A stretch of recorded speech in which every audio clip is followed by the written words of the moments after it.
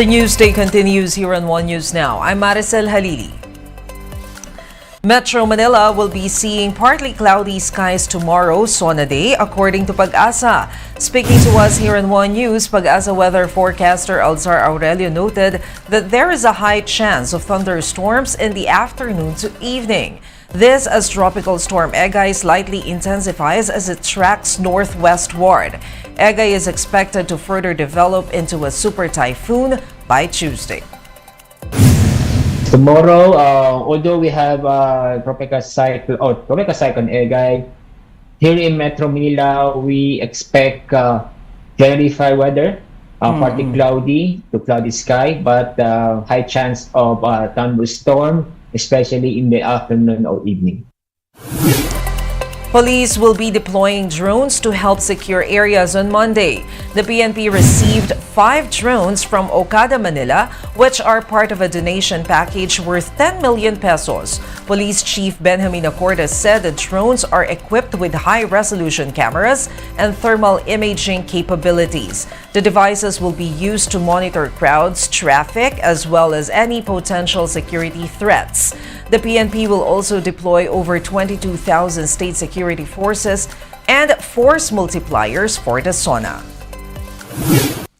Meanwhile, political experts have given their 2 cents over the president's second SONA.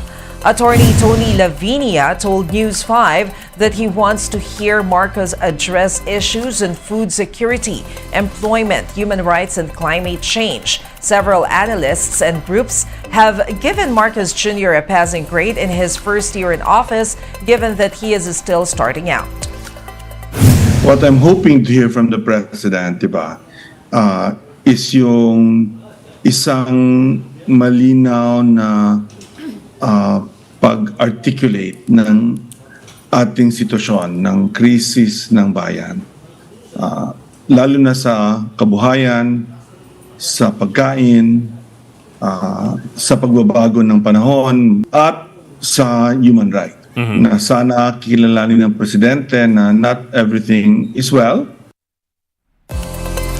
As for foreign policy, Lavinia believes that Marcos Jr. has done a better job than his predecessor, Rodrigo Duterte. However, he said it still remains to be seen whether the president can address issues on corruption and the education sector.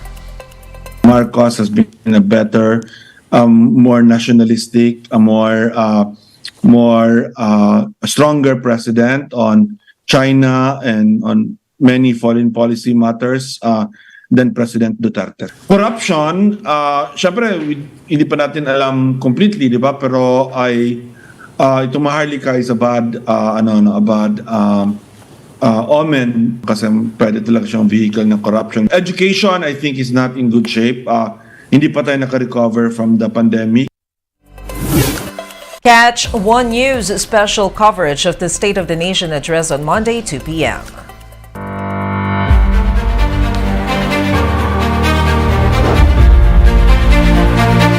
On July 24, President Bongbong Marcos will deliver his second State of the Nation address. Tayo ay nahaharap sa mga problemang kagyat nating mararamdaman at mga hamong pangmatagalan.